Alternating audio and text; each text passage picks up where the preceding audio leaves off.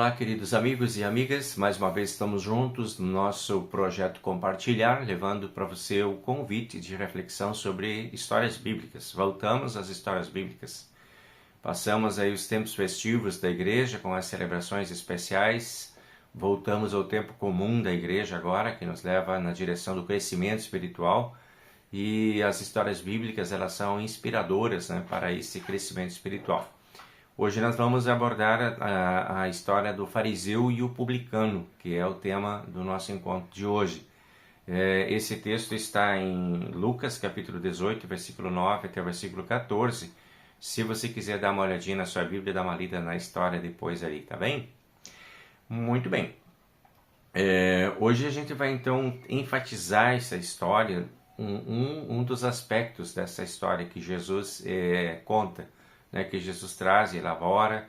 Ele fala, sobre essa história para inspirar aos seus seguidores a atitudes, que são, ali nós vamos ver dois tipos de atitudes, que são uma recomendada e a outra não, para a gente poder fazer um comparativo também, como estão as nossas atitudes relacionadas ao reino de Deus.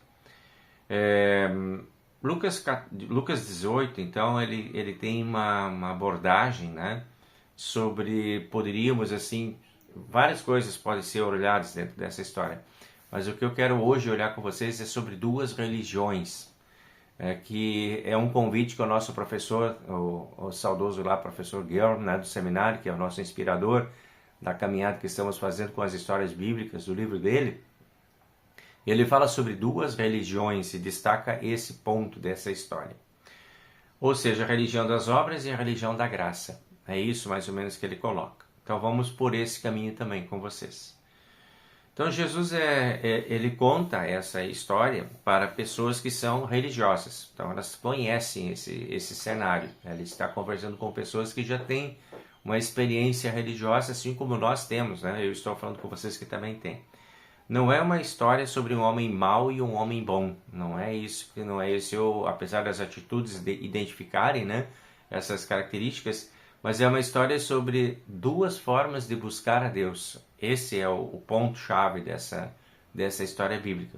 Podemos dizer então que existem essas duas formas de buscar a Deus que poderíamos qualificar juntamente com o professor lá como duas religiões. A religião que busca a Deus de um jeito certo e a religião que busca de um jeito errado.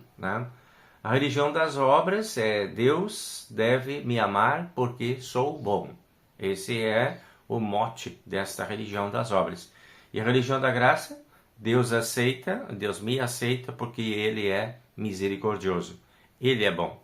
Então veja aí, já temos um desdobramento dentro dessas ações dessas duas pessoas.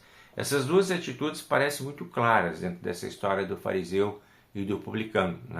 São bem fáceis de a gente discernir. E aí uma pergunta que eu quero deixar para reflexão nossa já aqui nesse momento é essa: com qual dos dois eu me pareço mais quando eu me apresento diante de Deus? Ponto. Quem sabe aí nós já podemos ter uma boa pausa para refletirmos sobre isso.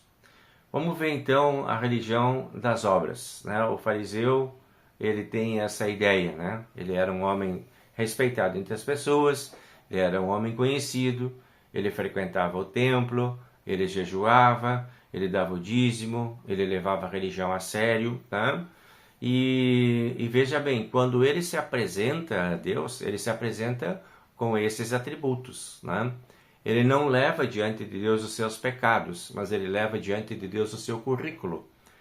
O que eu tenho de bom, o que eu já faço de bom. Esse sentimento que ele tem e que leva ele a agir dessa forma é o sentimento questionável que a gente tem dentro dessa história.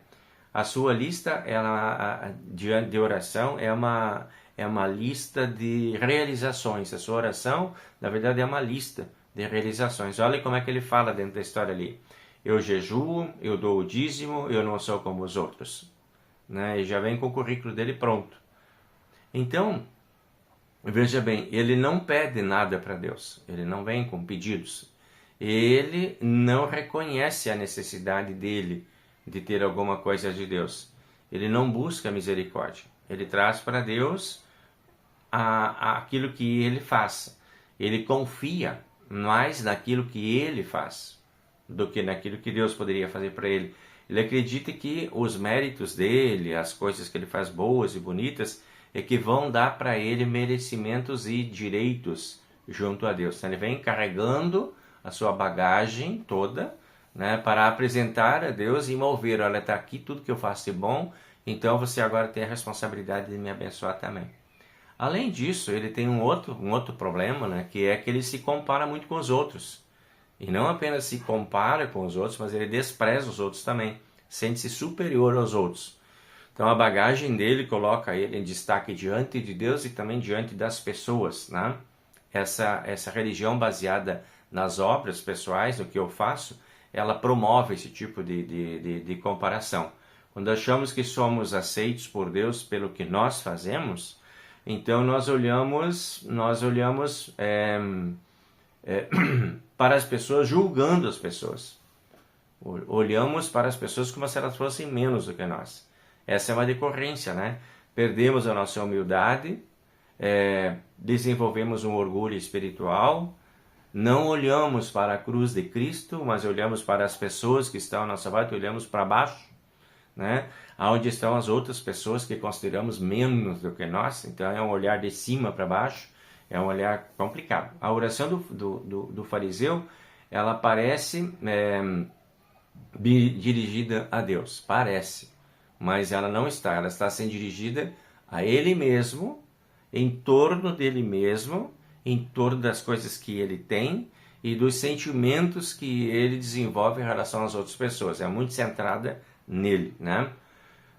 Essa é a oração do publicano, né? do fariseu, né? Veja que contexto que tem dentro desses sentimentos aí desse fariseu. Agora vamos olhar para a religião da graça, a oração do publicano, tá? O publicano, por natureza, ele já não era aquele cara distinto como o fariseu, mas ele era um homem desprezado dentro da sociedade. Publicanos eram desprezados.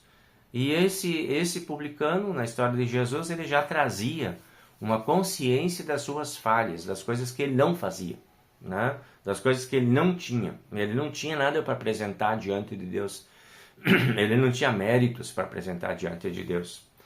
Então, veja bem, ele fica distante já, ele não chega lá diante do altar com aquela arrogância, com aquele direito, esse é o meu lugar, é aqui que eu tenho que estar, né?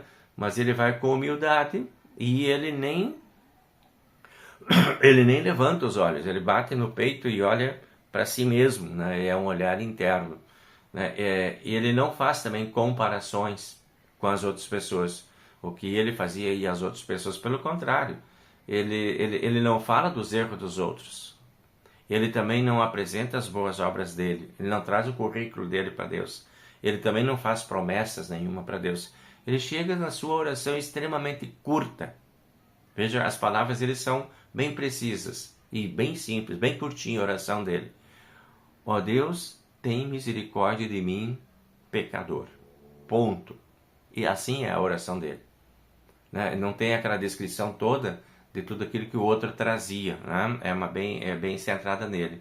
Então ele reconhece que ele não tem nada para oferecer, ele reconhece que ele não tem argumentos nenhum para apresentar diante de Deus, para dignificar a presença dele, ele reconhece que ele não tem méritos, ele reconhece que ele precisa da ajuda de Deus, e a esperança dele não está nele mesmo.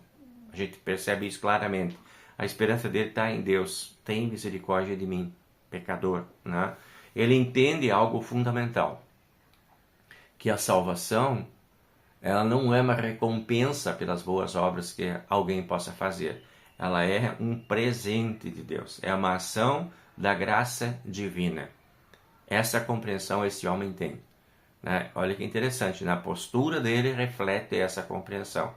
Então, bem interessante para a gente pensar quais nossas posturas também em momentos de oração quando chegamos a Deus. Então, Jesus declara, agora vem as declarações de Jesus. Jesus está observando esses dois, está construindo uma história com essas duas realidades e coloca diante deles e já vai dando agora as suas conclusões, a sua visão. Jesus diz, este, então, que é o publicano, este desceu para a sua casa, justificado, e não aquele. Então, aqui Jesus já tem uma avaliação, já dá o feedback, né, da história. Isto certamente chocou os ouvintes, porque era normal que aquele, né, que tinha tantas coisas boas, tantas coisas bonitas, tantas coisas louváveis, que já tinha feito tanto, que tinha uma lista de coisas, que este fosse aprovado por Deus. E na história de Jesus é aquele que não tem currículo nenhum, né? O religioso, ele era um homem exemplar socialmente diante das pessoas, mas ele não desceu para casa justificado. O pecador arrependido, este sim. E aí vem a pergunta por quê?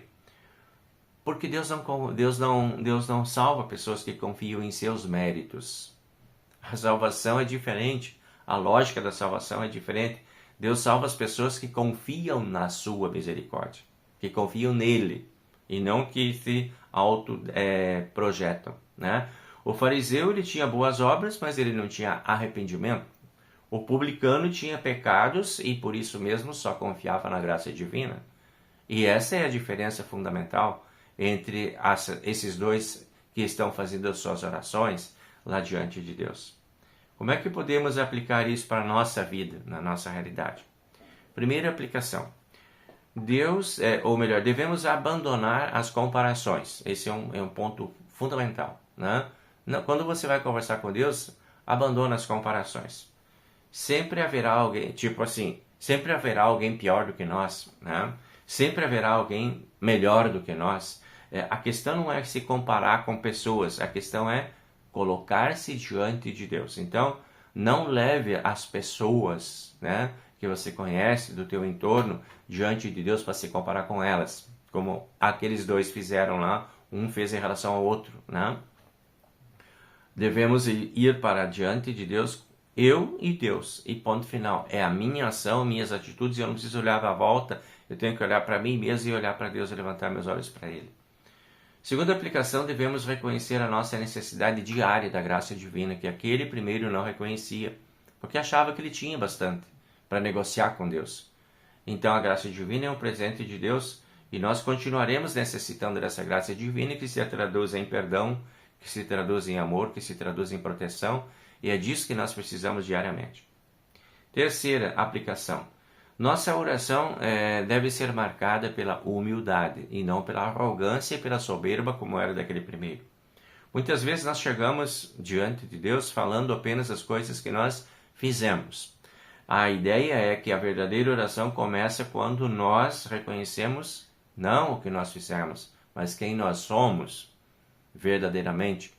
E é importante ser honesto consigo mesmo, né? De não criar uma falsa ideia a respeito de si mesmo, de que você é um pouco melhor que os outros por algumas outras coisas que tenha feito.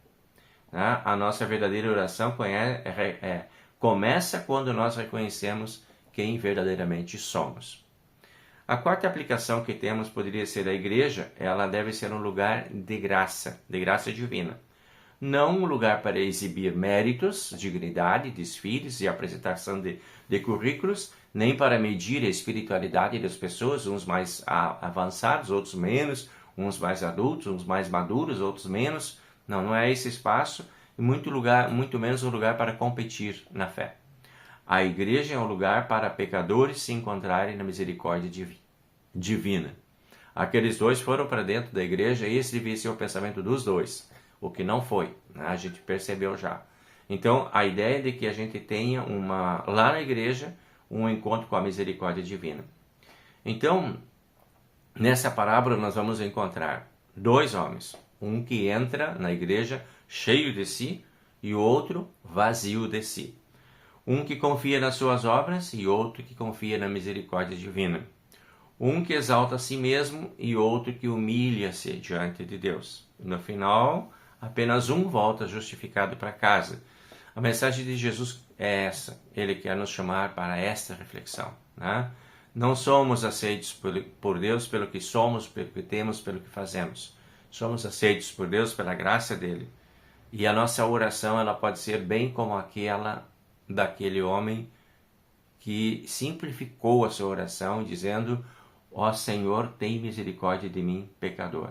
É isso que nos aproxima de Deus.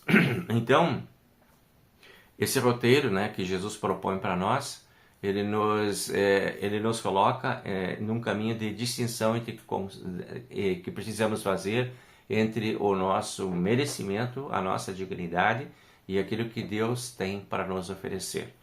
Então, que Deus abençoe para nós, para todos nós, esse tempo de vida que temos para nossas reflexões e orações e para buscarmos essa sintonia com Deus, esse alinhamento, né, dos nossos propósitos com os propósitos divinos. Deus está nos dando essa oportunidade para que possamos nos identificar com Ele em espírito de fé, amor e verdade. Certo, meus amigos? A alegria, paz e muito amor para todos vocês, que Deus esteja presente no caminho, levantando o seu rosto, abençoando e estendendo suas mãos sobre vocês para que vocês sejam muito abençoados também. Até a próxima semana. Tchau, tchau.